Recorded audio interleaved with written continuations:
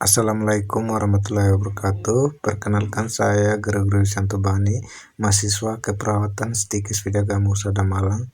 Di sini saya sedikit memberikan edukasi terkait perilaku hidup bersih dan sehat pada ibu hamil. Sebelum saya lanjut pada topik pembahasannya, jangan lupa teman-teman like, komen, dan share video ini jika video ini menurut teman-teman bermanfaat. HBS, perilaku hidup bersih dan sehat, merupakan upaya untuk pemberdayaan rumah tangga agar tahu, mau, dan mampu memperhatikan perilaku hidup bersih dan sehat, serta turut berperan aktif dalam kesehatan dan kebersihan lingkungan. Tujuan PHBS untuk meningkatkan kualitas kesehatan melalui proses tindakan awal dalam menjalankan perilaku kehidupan sehari-hari yang bersih dan sehat.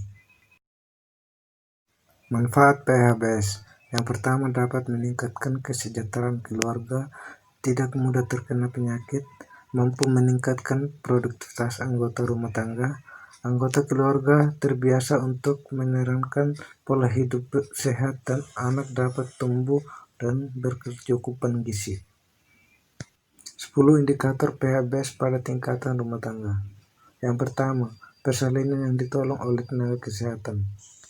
Persalinan yang mendapat pertolongan dari pihak tenaga kesehatan, baik itu dokter, perawat, maupun bidan. Mengapa? Tenaga kesehatan merupakan orang yang sudah ahli dalam membantu persalinan. Apabila dapat kelainan, dapat diketahui dan segera ditolong ataupun dirujuk ke puskesmas ataupun ke rumah sakit. Persalinan yang ditolong oleh tenaga kesehatan menggunakan peralatan yang aman, bersih, dan steril, hingga mencegah terjadinya infeksi, sehingga keselamatan ibu dan janin lebih terjamin. Kemudian yang kedua, pemberian ASI eksklusif. Kesadaran mengenai pentingnya ASI pada bayi usia 0-6 bulan.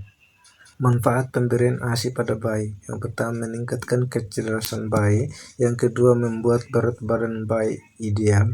Yang ketiga, memperkuat tulang bayi. Dan yang terakhir, menurunkan risiko terserang sindrom kematian pada bayi secara mendadak. Kemudian yang ketiga, menimbang bayi dan balita secara berkala. Yang pertama, menimbang bayi dari umur 1-5 tahun. Posyandu dapat memberikan imunisasi pada bayi, mencegah kasus gizi buruk pada bayi.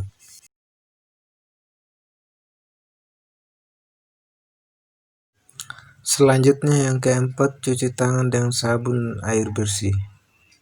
Tujuan cuci tangan dengan sabun yaitu agar kita terhindar dari bakteri maupun virus yang menempel di tangan. Kemudian 5 langkah mencuci tangan. Yang pertama, basahi seluruh tangan dengan air mengalir. Kemudian gosok sabun di telapak tangan dan punggung tangan, kemudian sela-sela jari. Kemudian bersihkan bagian bawah kuku-kuku.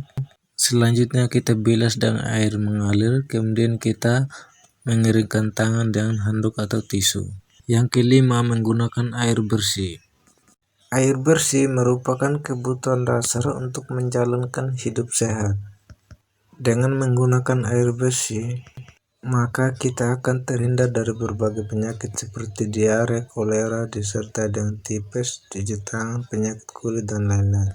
Kemudian tips agar air tetap bersih, memberikan jarak 10 meter antar sumber air dengan jamban atau sampah-sampah. Kemudian sumber mata air harus dilindungi dari pencemaran.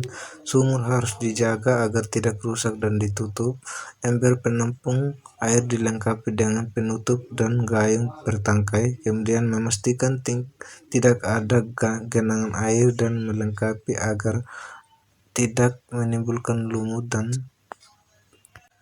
kemudian yang keenam yaitu menggunakan jamban sehat. Jamban sangat penting untuk tempat pembuangan kotoran manusia. Syarat-syarat jamban yang bersih yaitu tidak mencemari sumber air minum.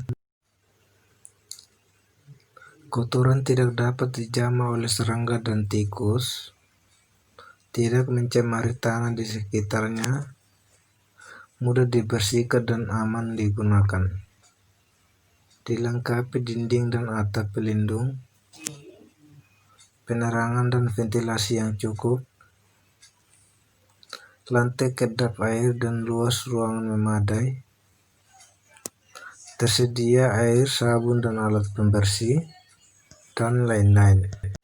Kemudian yang ketujuh, pemberantasan jentik nyamuk. Nyamuk merupakan faktor terjadinya beberapa penyakit yang dialami oleh manusia. Kemudian lakukan 3M untuk memberantas jentik.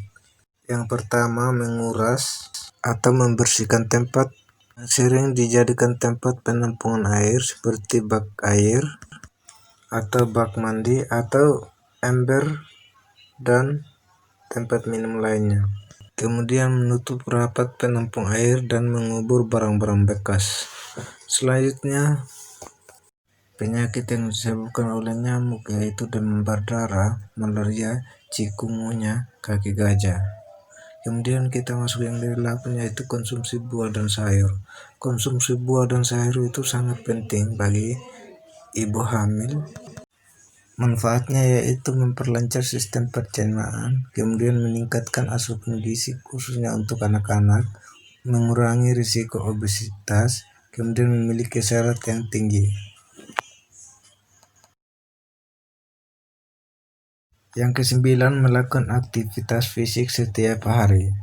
Aktivitas fisik merupakan kegiatan yang kita lakukan setiap hari minimal 30 menit. Contoh aktivitas fisik yang kita lakukan yaitu yang pertama, berjalan santai, kemudian yang kedua, bekerja depan komputer, yang ketiga, membereskan rumah tangga, memasak, mencuci pakaian, yang ketiga, peregangan olahraga ringan.